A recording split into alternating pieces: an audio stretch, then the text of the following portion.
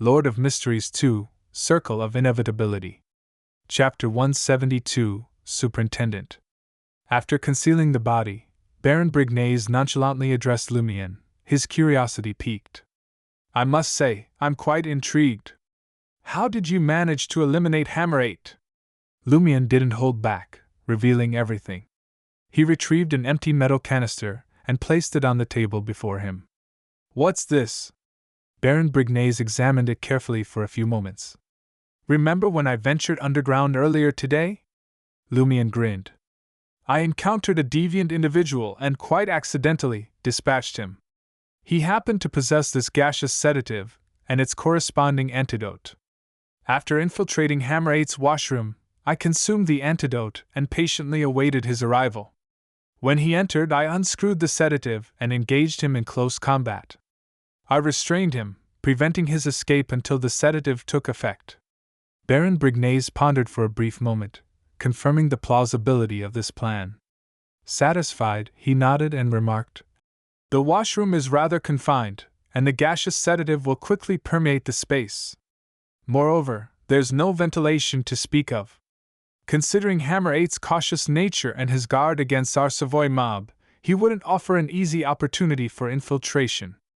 The gunmen stationed outside wouldn't dare to open fire, lest they accidentally eliminate Hammer 8. They might even struggle to unlock the restroom door." Baron Brignaise spoke with such conviction that it seemed he had witnessed the scene firsthand. Louis and the others silently acknowledged the validity of this analysis.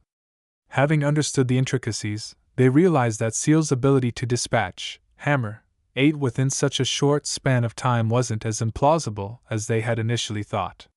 Seal had indeed discovered a path to success and skillfully utilized the resources at his disposal. Under this plan, as long as his combat prowess didn't significantly pale in comparison to Hammer 8's, he had a considerable chance of dealing with the traitor. Naturally, achieving success necessitated strength, a stroke of luck, decisiveness, audacity, and adeptness in gathering intelligence. Seal's terror was undeniable, yet it wasn't as horrifying as they had envisioned. Baron Brignaise further commended Lumian's sagacity, albeit slightly displeased that he had transported Hammer 8's lifeless body to Salle de Bal Breeze after accomplishing the deed. It had nearly brought calamity upon him. Nevertheless, Baron Brignaise harbored no intention of reprimanding him. Upon reflection, he realized that the fault lay primarily with himself. "It seems I habitually exude an excessive air of confidence and intellect. As if nothing can perplex me. No wonder he assumes that I can provide ample protection and remain unafraid of Black Scorpion Roger. I even proposed this operation. It's only natural for him to believe that I've already made all necessary preparations." As they conversed, time slipped away. Before long, a guard from the Savoy mob stationed at the entrance on the first floor ascended and approached Baron Brignaise, conveying a message. "Baron, Superintendent Everett has arrived. Please bring him up." Baron Brignaise stood and made his way toward the staircase. Travis Everett served as the superintendent at the police headquarters of Le Marquis du Quartier du Gentleman. He held one of the highest positions when it came to carrying out tasks. Above him stood a few deputy directors with the rank of chief superintendent, and overseeing everything was the police commissioner of the district. Baron Brignaise enjoyed conversing with Everett.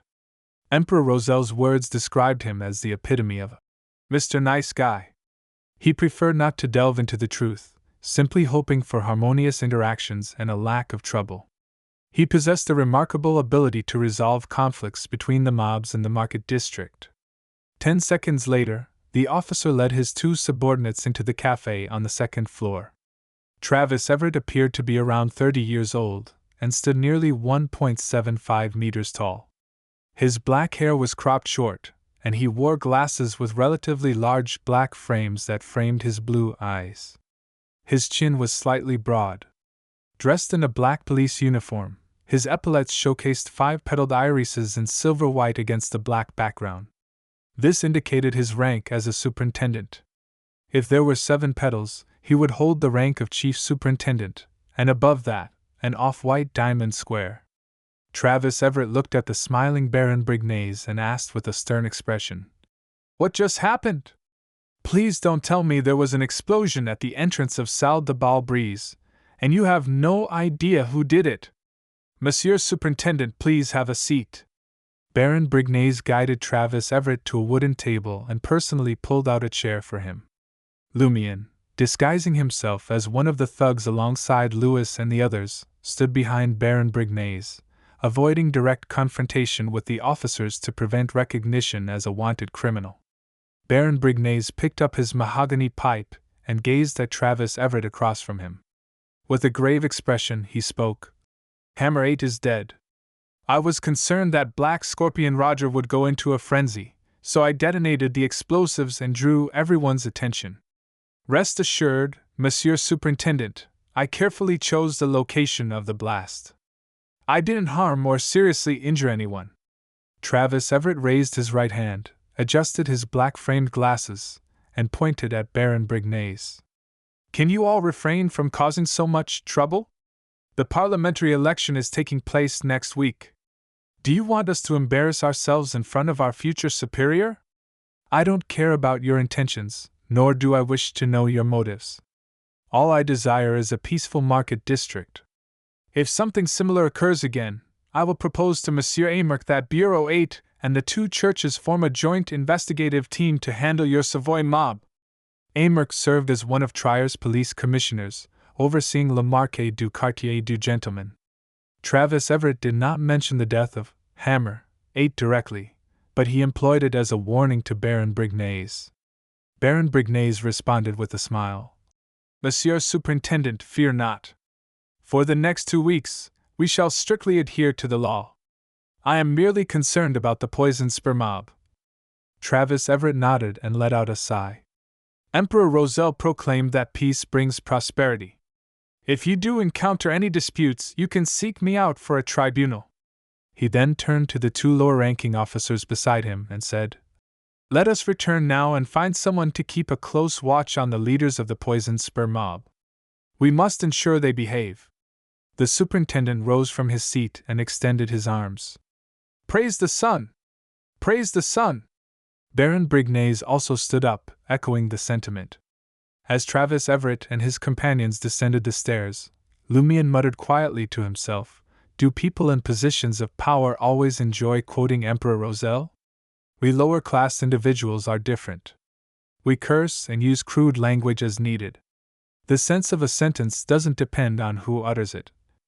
Nearly half an hour later, Baron Brignaise turned to Lumian and spoke. "Black Scorpion Roger and the others should be under surveillance. There is no immediate danger. You may return to Auberge du Coq d'Or to rest now. Come here at 10:30 a.m. tomorrow. I will take you to meet the boss." "All right," Lumian replied with a smile. "Thank you, Baron." He then inquired, "According to the rules, since I was the one who killed Hammer 8, all his belongings belong to me, correct?"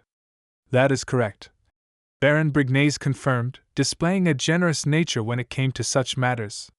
He motioned for Louis to bring over the black revolver, bullet bag, bayonet, and stack of intelligence. "These are yours as well."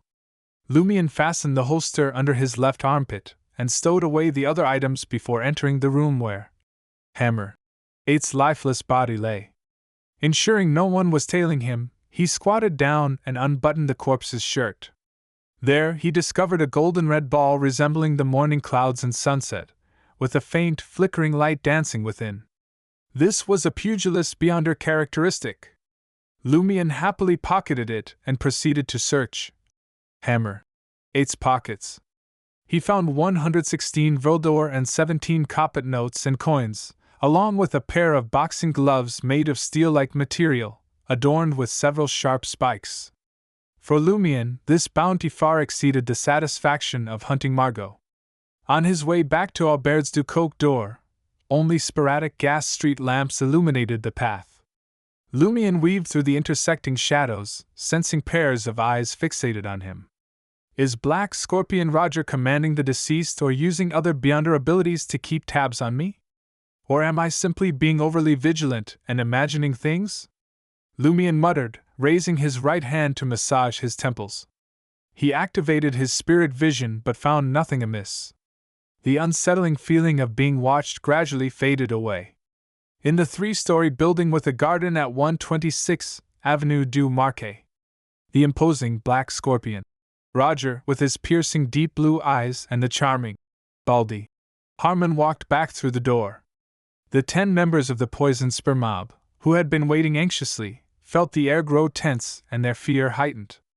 None of them dared to utter a word, as if they were facing an impending storm. After a tense silence that lasted for more than 10 seconds, baldy Harmon gritted his teeth and spoke up. "That seal doesn't take us seriously. The Savoy mob has been provoking us repeatedly. They must pay the price." Black Scorpion. Roger shared Harmon's sentiment, feeling equally provoked by Seal. He spoke in a low, commanding voice. "We cannot let this matter go unaddressed." "Phew!" Roger exhaled heavily and motioned for the other members of the poison spur mob to leave. Only Harmon remained, and Roger continued, "But we are being targeted by the police. It is highly likely that official Beyonders will be involved. We cannot seek revenge for the time being. Brignaise is no ordinary opponent. He is cunning and intelligent. When Monsieur Artois is elected to Parliament, Madame Moon will grant us a new boon.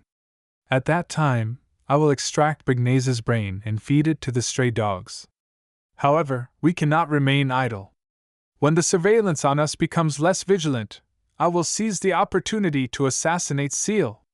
If the Savoy mob can assassinate our men, then we can do the same to theirs." At Aubert's du Coq door, Lumian had just reached room 207 when he sensed something. He turned his head and directed his gaze towards the nearby balcony. "Come out," he said with a resigned sigh. "Madame Jenna,